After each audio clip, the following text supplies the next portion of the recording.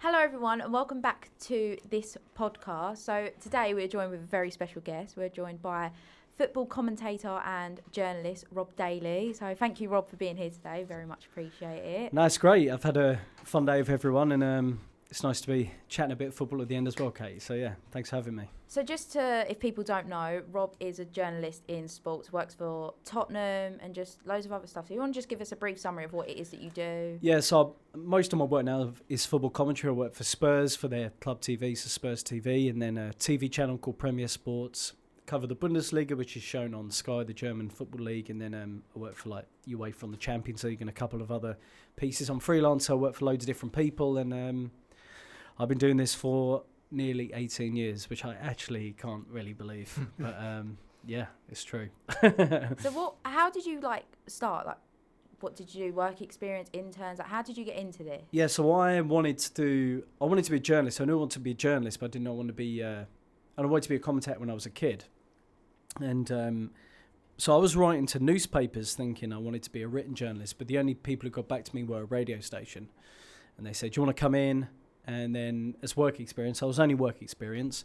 So I was, making teas. But then occasionally they'd say, do you want to do an interview with this MP or what help us out a little bit? And then one day they said, no one wants to go watch Colchester United. They were in League Two at the time. And they said, do you want to go and interview Phil Parkinson post-match, do the post-match, just get a mini disc. It was mini discs back then. And then just throw it back through the envelope, the letterbox of the studio. And then that was my first example of football reporting, and it was because no one else wanted to do it. The other two people who worked on the news desk went into football, and then I'd go to every game, and then slowly, you get involved in better radio stations and bigger teams, and I phased out news and did sport. So after a year of that, I kept doing work experience through my university, but I went to uni and did journalism at Leeds for 3 years, and then that gave me a really good grounding to go into the industry properly.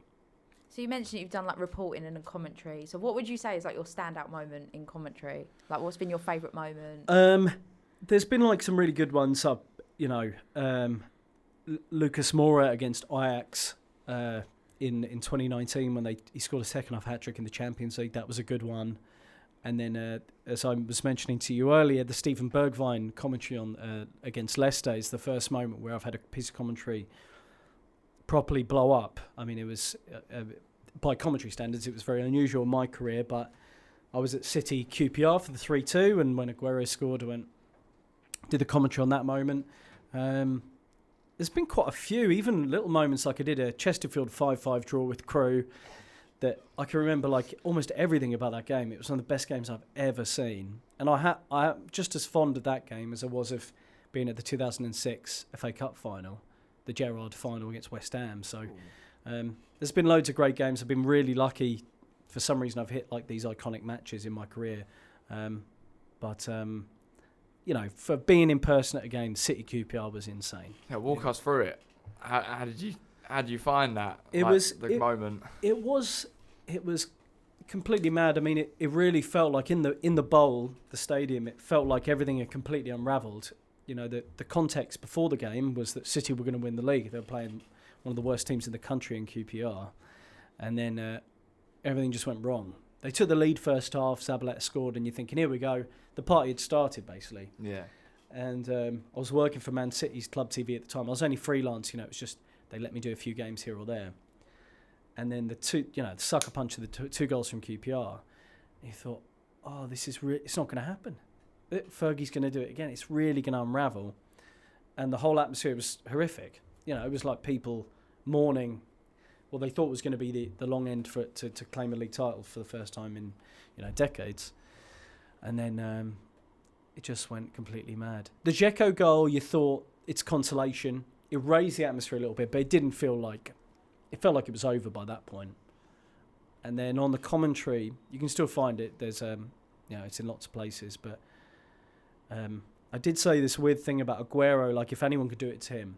And then he worked the 1-2 with Balotelli to score. And then the atmosphere, I can't describe what that was like. I've never been in a stadium, I probably never will be again, for a feeling like that, where it felt quite emotional. Oh, yeah. It was just people are people just crying around you. I'm not a City fan, I don't really care. Did you get emotional? Well, you could just feel like it was magic. It was really unusual. You could just feel it coming, like pouring off of people, the relief and the tears. That I didn't tear up, but it was there in you, and you can hear me on the commentary now. I just get absolutely mad. But it was amazing. I mean, I probably never will be at a game quite like that to win the league title with the last kick of it, But it was amazing. Yeah. Wow. Can't believe it's nearly 10 years ago, to be honest. No, It would be 10 years this year, wouldn't it? Yeah, and I guess, like, obviously all of us in here are football fans. You get to, like, live the dream. Like, you follow. I mean, I'm not a Tottenham fan, but are you a Tottenham fan from? I'm not a Tottenham fan. I mean, I actually don't. The thing with commentary, and I had this the other day with the Leicester thing, is that I don't tell people who support because you'll get accused of being biased. Yeah. No matter what you do, you'll get accused of being biased. So I just like to be passionate about whatever I'm working on, and I think you can hear that hopefully in, say, the Bergwijn commentary, for example, that I'm just like, wow. And I'm working for Spurs TV, so you're giving it that little bit extra, but in that moment, you really feel it. You can't believe it. He's in. He's not going to round the... He's rounded the keeper. He's not going to score. He has scored. They've done it. And then Lucas Moura rips the guy's hat off and they're in the stand and everything. You really feel it. And that if you care about football, and I've seen from today that you three love it, obviously. Yeah. It's not hard to let that... It just comes out. It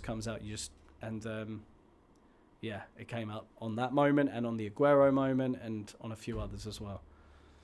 Flying Dutchman. The Flying Dutchman. Who do you actually support then? Or do you allowed to say? Is that a secret? Yeah. That's a secret. I'll tell you after. Oh. Right. I tried to keep it because you just don't want to be accused of being biased. No, yeah. And it's, there's some guys who are relatively open with it, but I think it's just best because no matter whatever you say, people accuse you of being biased. And that's what happened with the Spurs thing. The article was interesting because it was saying I was biased in the Daily Mail, and I thought it was a positive article. It wasn't a negative one. But what was interesting was that loads of people came, not to my defence, not that I needed defending, but people saying, it isn't biased, it doesn't sound biased. I wasn't going, yes, get in Spurs, some club TV would. And there's a place for that. I love hearing some of that. You'll hear, I don't know, some of the BBC local radio commentary that they used on Match of the Day in the third round. They've stopped using some of the TV commentary that we do for the World Feed. They'll take BBC Radio Shropshire and you'll hear the guys just get in! Mike's peaking, just awful. But it sounds, if you find the Barrow, who did Barrow play? They lost 5-4 in the end. But it's like, not Exeter, but I'm trying to, I remember the club. Oh, no, I'm thinking of the 7-6 or 7-5. Oh, yeah. No, this one, the commentary is brilliant. It was brilliant on it because they're just giving it some, so... But I don't want to do that club fan TV thing, where it's like, get in, come on, you Spurs, da-da-da-da. I want it to be passionate and, represent how the fans feel without being a fan when I'm doing it, if that makes sense. But, yeah. Yeah. Well, I wanna move it a little bit slightly on to what we're kind of doing at the minute. We're currently at our college doing a project around professional direction. And as a primary source, you are up there because you're in the professional industry. So as someone who needs to get into that industry, what are your tips? What can you suggest us three to get into the industry that you are currently in?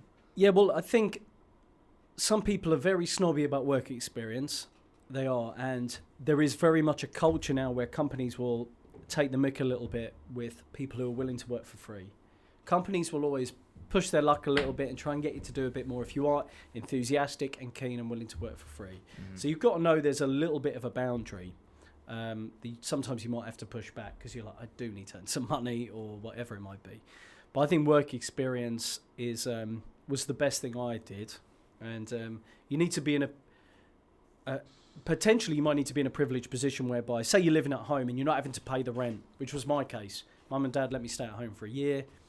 I didn't have to pay rent or anything, and that gave me the freedom. I was earning money part-time, but it also gave me the freedom to be able to spend 2 or 3 days a week in a radio station not earning money and having to worry about that. That is privilege. Yeah. So I'm well aware that's a fortunate position to have been in.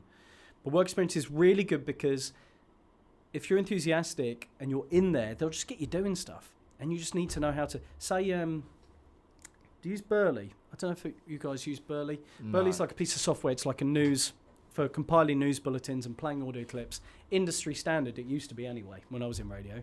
So if you could go in as a work experience person and go, I know how to use Burley, by the way. They go, what?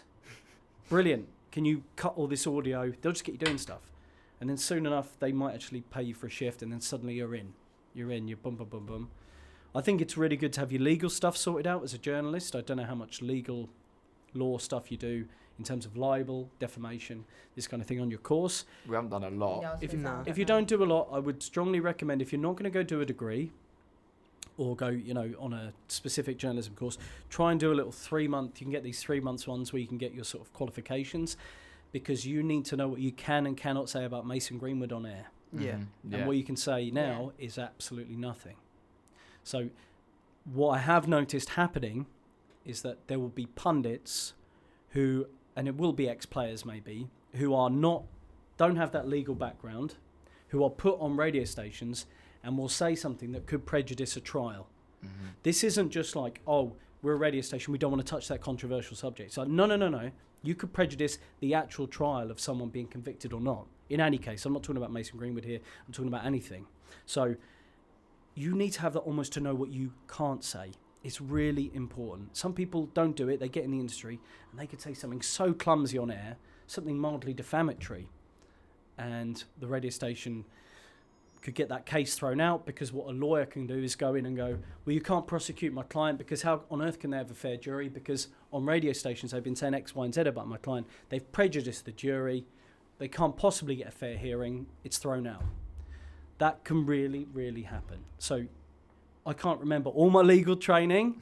Not legal training, that's really saying over the top. But I know what I really can and cannot say about someone. You cannot say defamatory things on air and expect to get away with it. Someone's lawyer will come swooping in and get you in trouble. So get that. Try and get a basis for that. Get work experience. I think that was my thing. Work experience, I loved it, and you got to know. And shadowing people. So can I come and shadow you? It's a bit tricky with COVID. I had lots of requests, particularly off the back of this course, for people who wanted to come shadow me. But Office, they won't let people in. They certainly won't let extra people in. Would you reckon you could let us through shadow? Maybe, because things are relaxing. Yeah. So maybe at a production facility or something I work at, getting people into stadiums is really tricky. Yeah. But if I was doing an Offtube game, it's called Offtube when you do it from a studio, maybe. Yeah. Right. But I might have to give it a few months. But chuck me an email in a few months. You've got my email. And maybe you could come in and have a look at how I do it. That'd be great, because then we can see all your notes that you gather, which is mesmerising, actually, first of all, that you have so much notes and detail for one game, and you do it off the top of your head sometimes, you do it as the game's going by. It does mesmerise me how you can stay on top of your notes that much. That's actually, you need to build that in, because you can't, it's the day before a game, say it's Spurs play this weekend, Brighton. I'm not going to start that work on Friday. I probably would, if I wasn't here, I would have started it today and just done a little bit here or there, and then eventually by the time Saturday comes around, I've got the full bank of notes. And then you'll probably do 4 to 8 hours a game. So it's a lot of boring stuff, cutting pictures out of players and dropping them into Word documents and finding out how old someone is. Did they score against them last season? It's quite dull sometimes, but sometimes you find really nice stuff and it's interesting. So there's a lot of work behind the scenes. You don't just rock up, obviously, and shout a load of players' names. But then sometimes that also works. Yeah. Wow. With the whole the notes thing, what's the main thing that you look at first? Is it form or So I'll have it's all color coded. Yeah. And then I'll do the players first. I like to get the basis of the players. I'll watch the last highlights of the last 5 games at least, and maybe the last full game in 90 minutes. And then in each player's profile, I'll make notes. Say Mikel Antonio won 3 headers from corners or something in the last game. I will put that in, because then West Ham get the first corner of the game. And what do you say? You say, watch out for Mikel Antonio. He was a menace from corners against Arsenal the other day and scored one, or whatever it might be. And then you flesh out who they used to play for. And then suddenly you have a bank of notes, certainly for the 20 Premier League clubs that I have, that you just add to every time. So you don't have to do it fresh. Update the ages, update the appearances and goals, and then you're roughly set. And then I'll go to the teams, who's injured, who's not, what's happening at the club, what's happening with the stadium, and you just go through everything. It's a lot, man. It's a lot. Must be worse with COVID cases as well. COVID has also, because then you get all the youth players coming through, and it might be you get the team sheet on a Saturday, and you go, who is number 62? Like, I've never heard of you, and you play for Man United. So you can be caught out like that, but you've got an hour before kickoff, and a team comes out to scramble some notes together. Ultimately, I mean, a friend of mine, Ian Danter, who's a presenter on TalkSport, I was talking to him once, and he said, I think it's some commentators he felt overcomplicated. He said, just call the game. Yeah. Just call the game. Just call what's happening. And I think it's a really good bit of advice. For all the research and stats and stories, what's the story of the game? And I think that was what was good about some of people's around the grounds things today. Some of you were just talking about the actual football, which I love to hear. You know, I don't like coming off the back of a game and the pundits like, okay, this VAR decision is at the end of the Rafa Benitez era. Like, there's a place for all of that. There is, and there's a time. Also, can we just talk about the actual football, please? Can we talk about why they won, who did what, where? Don't think that answer. I don't know where I've really got with that, but you know. Well, do you think that's most critical in like a report? Like, I think you want to know. Football? All right, so James, you go to the pub. You haven't seen Charlton. Mm-hmm. You see one of your mates who's been. Yeah. You go like, say they won 2-1. Yeah. How do we play? What happened? Right. And your mate will give you what, you know, like a 40-second, without even really realising it, probably. Give one of those 45-second match reports as he saw it. Like, we were rubbish. We fluked it. You know, it might be on those colloquial terms, but he'll give you a match report. And then you might ask, why didn't this guy play?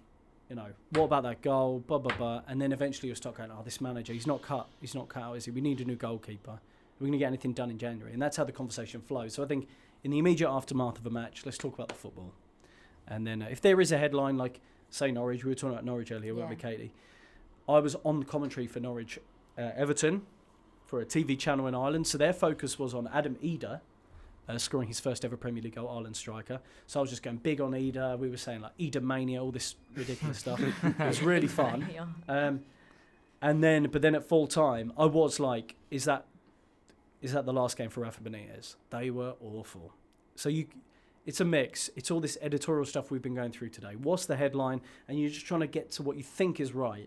You know, you're trying to get to what you think is the true story. And with Norwich, obviously, because I was working for that client based in Ireland, Adam Eder was the focus. But really the story was, surely the end of Rafa Benitez. So yeah, it's tricky. I know I'm giving conflicting messages, I feel like. But this is where you, as I was showing you on the whiteboard, there are loads of stories around every game and moment. And you just need to work out what you think is the right thing.